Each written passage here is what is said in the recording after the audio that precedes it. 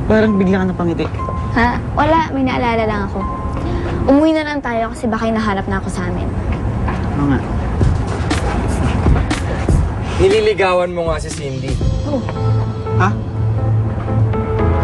Pati ba naman dito? Manggugulo ka pa rin? Eh, sira ulo tong baste na to eh.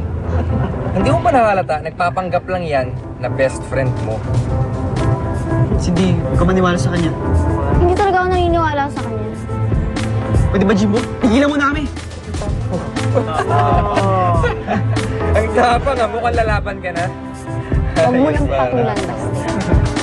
Ano, ipagtatanggol mo si Cindy? Kaya mo na? Tignan mo nga yung katawan mo. May pa-jacket-jacket ka pa para lumaki. E ting-ting naman.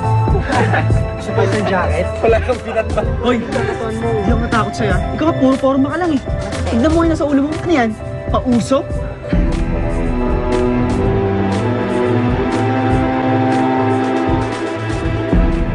Sana, pag nalaman niyo si deep feelings ko, hindi siya magalit.